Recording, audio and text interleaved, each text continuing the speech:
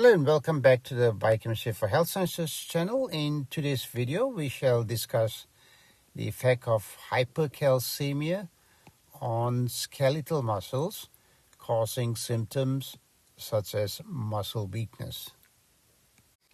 In the previous video, we saw how moderate to severe hypercalcemia affects neurons in the brain, causing symptoms such as lethargy and fatigue. In this video, we shall focus on how moderate to severe hypercalcemia affects the skeletal muscles, leading to symptoms such as muscle weakness. We will see how hypercalcemia actually decreases skeletal muscle contractility, leading to symptoms such as muscle weakness. Here's a quick overview of skeletal muscle contraction, and after this overview, we'll go through a little bit more details so that we can appreciate how moderate to severe hypercalcemia affects the muscle contraction at the molecular level. Step 1, acetylcholine from motor neurons will bind nicotinic acetylcholine receptors on muscle cell, and that will open the cation channel. So here is acetylcholine being released by the nerve. This acetylcholine will bind to these receptors, nicotinic acetylcholine receptors on muscle cell, and that will cause the channels of these nicotinic acetylcholine receptors to open. When these channels open, the cations, such as sodium especially, will enter from the outside of the muscle cell into the muscle cell, and that leads to a localized depolarization that we call end plate potential, or EPP. In the next step, EPP will cause the opening of voltage-gated sodium channels. These channels shown in blue here will open, and that will allow more sodium to enter the muscle cell. That will lead to depolarization, the threshold will be reached, and that will trigger action potentials. The action potential will then spread along the muscle cell and down the T tubules. When the action potential reaches the T tubules, it will cause these receptors called dihydropyridine receptors to change shape, and these receptors, when they change shape and they are attached to RYRS channels, this change shape will cause these RYRS channels present on the sarcoplasmic reticulum to open.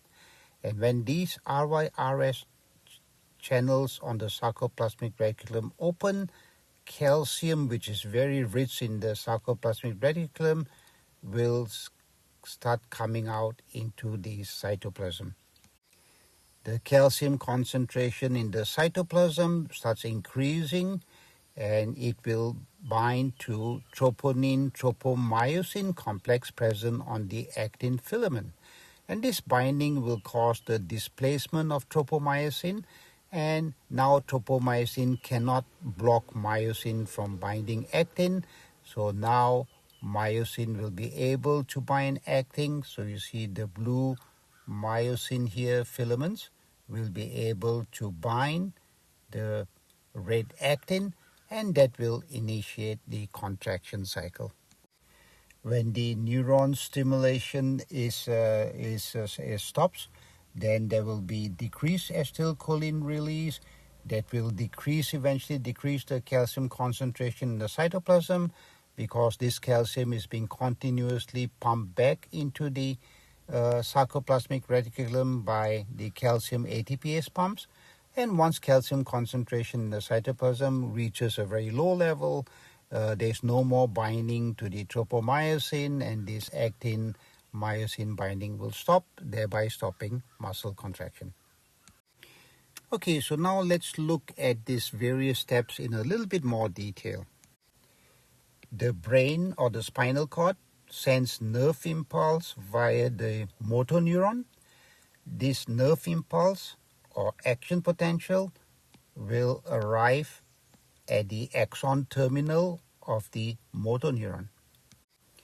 Arrival of the action potential at the axon terminal will cause these voltage-gated calcium channels to open, and that will allow calcium to enter inside the axon terminal. The increased intracellular calcium at the axon terminal will now stimulate exocytosis of these vesicles containing acetylcholine. The acetylcholine is now released into this neuromuscular junction, and this acetylcholine will now bind these receptors on the muscle cells called nicotinic acetylcholine receptors, or NACHR. This binding of the acetylcholine to the receptor will cause the non-selective cation channel of the receptor to open up. Now, this receptor channel is non-selective, so that means sodium could enter the muscle cell as well as potassium could exit the muscle cell, because potassium is higher concentration inside the cell while sodium is higher concentration outside the cell. However, this channel seems to be more selective for sodium, so this means sodium entry, that is positive charge entry, is more stronger than the loss of positive charge. So that means this is going to lead to a localized depolarization that we call end plate potential, or EPP. So this is going to lead to an EPP at the neuromuscular junction. Now this EPP will now cause these voltage-gated sodium channels, or VGSC, to open. Opening of these sodium channels will now cause sodium to enter the muscle cell, and the membrane voltage will now reach threshold, and this will trigger action potentials, and these action potentials will travel along the plasma membrane or the sarcolemma of the muscle cell and down the T-tubules. In the T-tubules, we have these receptors called dihydropyridine receptors, or DHPRs, and these are basically voltage sensors of skeletal muscles. They control the opening of RYRS, these calcium channels called ryanodine sensitive calcium channels, and these calcium channels are located on the sarcoplasmic reticulum. So you can see the attachment of DHPR to RYRS.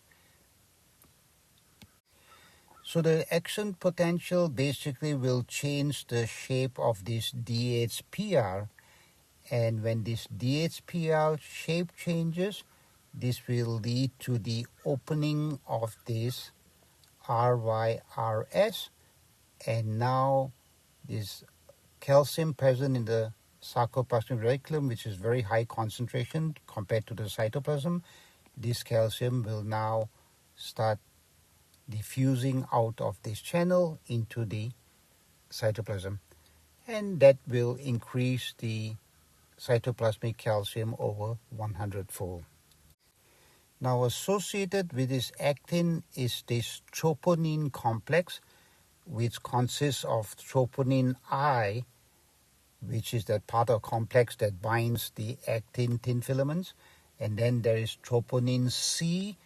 Troponin C is the part that binds calcium, and then there is troponin T, which binds this protein called tropomyosin.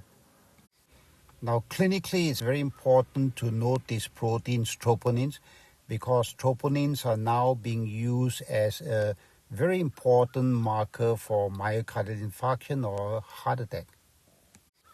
So when calcium binds this troponin tropomyosin complex, the complex changes shape. This troponin tropomyosin complex changes shape.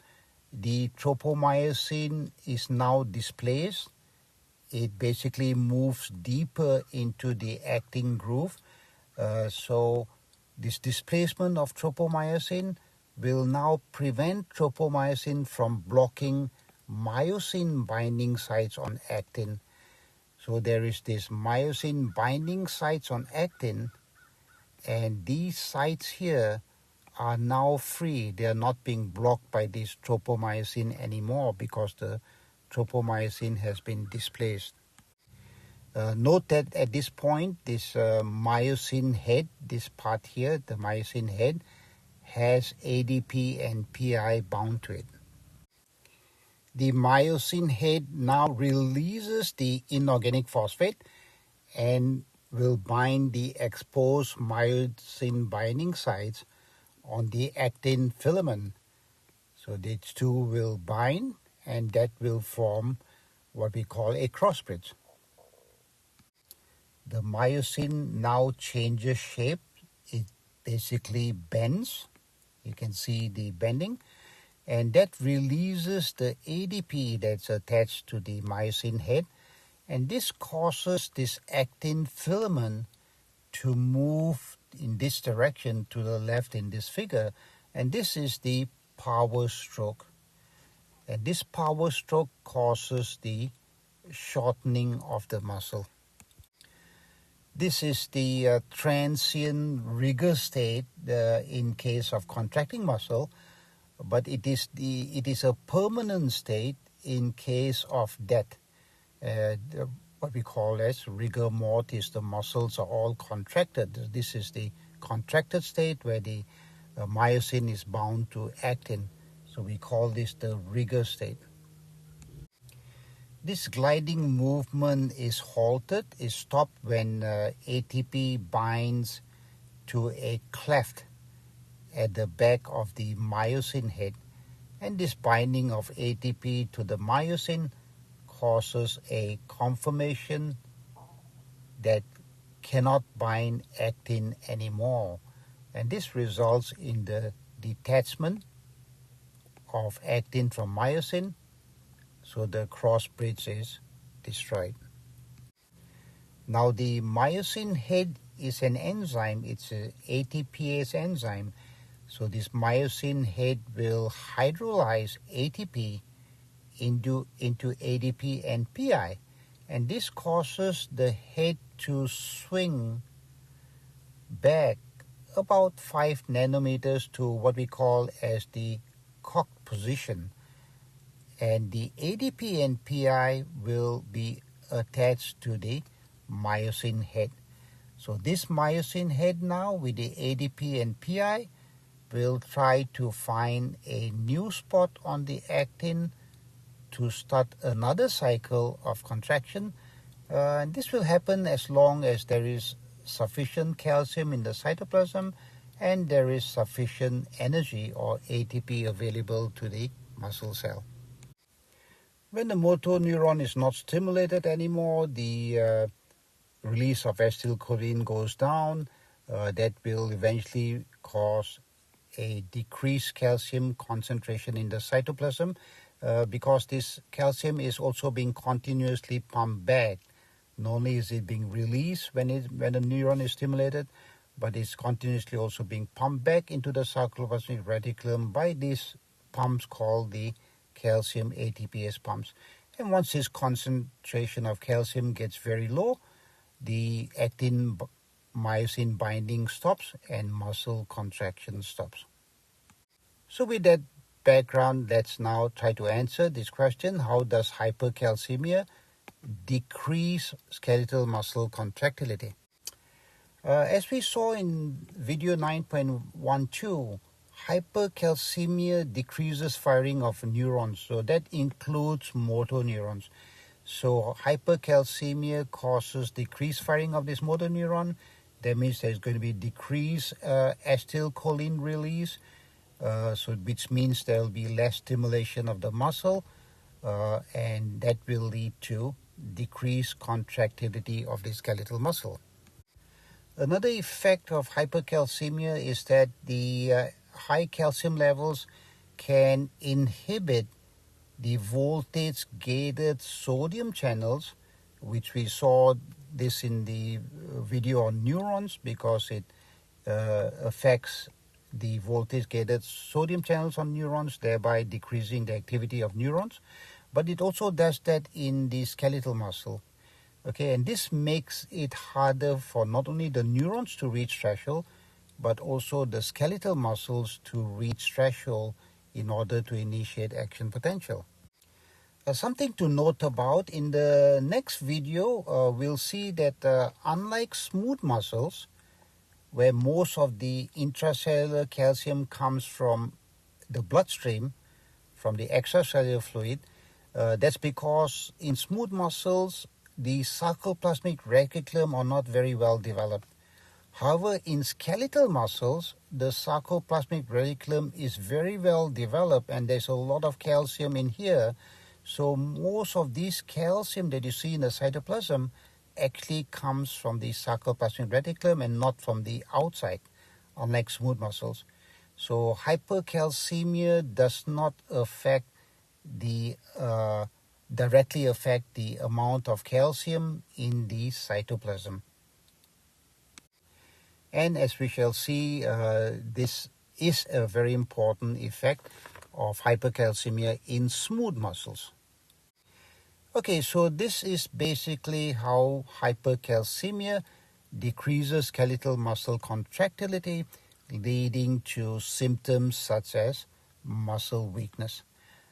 In the next video, we'll look at the effect of hypercalcemia on smooth muscles. We'll focus mainly on the GI tract and how this leads to symptoms such as constipation as well as stomach pain. So until the next video, once again, thank you for watching and supporting this channel. Goodbye and have a wonderful day.